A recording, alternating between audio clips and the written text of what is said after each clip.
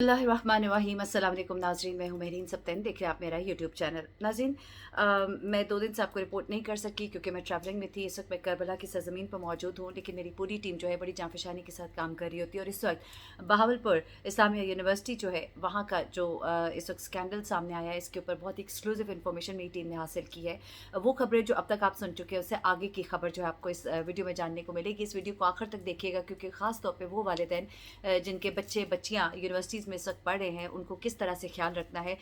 कुछ चीज़ें इस हवाले से भी बताऊंगी और कुछ बड़े खौफनाक किरदार बेनकाब हुए हैं और किस तरह से ये नेटवर्क पूरा काम कर रहा था, इस बारे में बड़ी एक्सक्लूसिव इन्फॉर्मेशन है। बात को मजीद तूल नहीं देती और बात की तरफ आते हैं। बहावलपुर इस्लामिया यूनिवर्सिटी में बेसिकली एक बड़ी गिरफ्तारी हुई और बड़ी गिरफ्तारी जो है वो पुलिस ने छापे मारे, बताया ये जा रहा है मुबैना तौर पर ये छापे जो है मनशियात के इस्तेमाल के हवाले से एक नेटवर्क को बेनकाब करने के लिए छापे जो है मारे गए थे। लेकिन अब कुछ चीज़ें इससे आगे की सुनाई दे रही हैं। हुआ कुछ इस तरह से कि एक छापा मारा गया, नाका लगा हुआ था, गाड़ी ने भगाने की कोशिश की ड्राइवर ने, लेकिन फिर गाड़ी को रोका गया और फिर इसमें से एक शख्स गिरफ्तार हुआ। इसके साथ कहा यह जा रहा है मुबैना तौर पर एक लड़की भी मौजूद थी। ये शख्स नशे की हालत में था, इसके पास से बहुत सा ड्रग और बहुत से ममनू अद्वियात जो है वो मिली। बड़ी खौफनाक किस्म की चीज़ें जो है इसके पास से मिली। लेकिन फिर उसके बाद इसका मोबाइल जो है उसके अंदर से कोई तकरीबन 5500 वीडियो, बड़ी नाजेबा वीडियोज़ जो है वो मालूम होती है, पता लगती हैं और पूरे मुल्क में एक थरथली मच जाती है क्योंकि ये आम वीडियोज़ नहीं थी बल्कि ये बहावलपुर इस्लामिया यूनिवर्सिटी और दीगर यूनिवर्सिटीज़ की लड़कियों की नाजेबा वीडियोज़ थी। और उसके बाद ये मामला जो है ये और भी ज़्यादा हाईलाइट हुआ। दरअसल ये शख्स जो पकड़ा गया इसका नाम एजाज शाह है, जो कि चीफ सिक्योरिटी ऑफिसर बहावलपुर का बताया जा रहा है। इसके बारे में कहा जा रहा है कि ये पहले भी बहावल नगर यूनिवर्सिटी में भी ये इसी तरह के मामलों में मुलविस था, लेकिन फिर मिट्टी डाल दी गई और अब देखते हैं कि इस दफ़ा मिट्टी कितनी डाली जाती है। हुआ कुछ इस तरह से, जब ये शख्स गिरफ्तार हुआ इसके मोबाइल से ये तमाम मटेरियल मिला, नेटवर्क को गिरफ्तार करने के लिए छापे मारे गए, अबू बकर नामी फाइनेंस ऑफिसर जो है वो भी पकड़ा गया और फिर बहुत सी चीज़ें जो है वो निकल कर सामने आना शुरू हुई। मामला इसके बारे में बताया जा रहा है कि एक मिनिस्टर है भावलपुर के, उनका बेटा जो उसकी इन्वॉल्वमेंट हुई इसमें, उसको इस गिरोह ने फंसाया। भारी असामी थी, उससे बहुत से पैसे मिलने की उम्मीद थी, जाहिर सी बात है। लेकिन मिनिस्टर साहब को जब पता लगा उन्होंने ऊपर तक बात की और फिर इसके बाद इस नेटवर्क पर हाथ डाला गया। लेकिन हैरान कुन तौर पर यह भी कह दिया गया है कि इसके अंदर जो भी लोग लड़के लड़कियां यूनिवर्सिटी के शामिल हैं उनके नाम सामने ना लाए जाए। इसी बिना पर जो लड़की उस वक्त छापे के दौरान पकड़ी गई थी उसको भी रिलीज़ कर दिया गया, उसका नाम सामने नहीं लाया गया। उसके अलावा वो लोग जो कि इस सारे नेटवर्क को असिस्ट कर रहे हैं उसमें जो स्टूडेंट्स हैं उनके नाम सामने नहीं लाए जा रहे। लेकिन मुझे जो अब चीज़ें पता लगी हैं वो बहुत ही खौफनाक हैं। आज मैं आपको ज़रा आगे की स्टोरी बताऊंगी कि वार्डन के किरदार यहाँ पर क्या रहा। जो यूनिवर्सिटी के हॉस्टल की वार्डन है खातून, वो किस तरह से इन लड़कियों के सप्लाई के धंधे में काम करती थी, किस खौफनाक तरीके से ये नेटवर्क काम करता था। ये बेसिक इन्फॉर्मेशन तो आप लोग को मालूम ही है, मैंने आपको एक मुख्तसर रिकैप दिया। अब मैं आपको जो स्टोरी बताने जा रही हूँ वो इससे बहुत आगे की है, बड़ी खौफनाक स्टोरी है। किस तरह से लड़कियों को इस्तेमाल किया जाता था, उन्हें तैयार किया जाता था, पूरे यूनिवर्सिटी के कैंपस के अंदर एक डिपार्टमेंट से दूसरे डिपार्टमेंट में उनको किस तरह से घुमाया जाता था, ये लड़कियाँ क्यों इनके साथ जुड़ जाती थी, इनके साथ क्या किया जाता था, किस डेरे पर ले जाया जाता था, वो डेरा किसका निकला, वहाँ की वीडियोज़ जो है उसके बारे में कुछ खौफनाक मालूमात है। ये सब कुछ आज मैं आपको बताने जा रही हूँ। होता कुछ इस तरह से है कि जनाब ये जब शख्स पकड़ा गया, माजरत के साथ लाइट जो है जहाँ पर मैं मौजूद है जब जाती है लम्हे के लिए थोड़ी सी अंधेरा होता है, मैं बात को कंटिन्यू रखूँगी। अच्छा अब उसके बाद हुआ कुछ इस तरह से, पता लग रहा है कि तकरीबन को 110 के करीब स्टूडेंट्स हैं जो कि यहाँ यूनिवर्सिटी में जिनको एडमिशन दिया गया है, जिनका क्रिमिनल बैकग्राउंड है।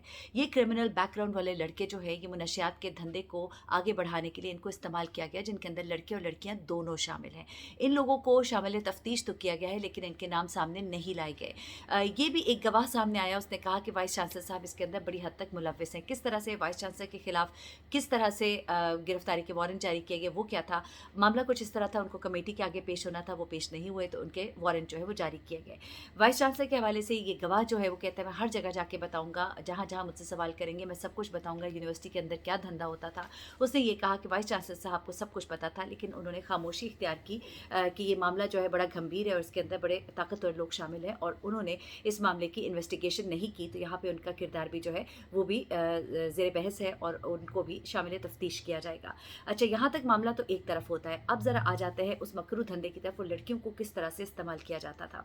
बताया ये जा रहा है कि कुछ लड़कियों को इस्तेमाल किया जाता था जो अमीर घरों के लड़कों को ट्रैप करती थी, उनसे दोस्तियाँ करती थी, उनको पार्टीज़ में लाया जाता था और उनको ड्रग्स पर बाकायदा तौर पर लगाया जाता था। ड्रग्स पर लगाने के लिए शुरू में उनके ड्रिंक्स के अंदर ड्रग्स वगैरह मिक्स करके फिर बाद में उनको आहिस्ता आहिस्ता इस चीज़ का आदी किया जाता था। इस काम के लिए इन लड़कियों को इस्तेमाल किया जाता था, जो कि बताया जा रहा है बाकायदा तौर पर गैंग का हिस्सा भी थी, और कुछ लड़कियाँ उनमें से ऐसी थी जिनको ट्रैप किया गया था। अब इनको ट्रैप कैसे किया गया था? 2 तरीक़ों से।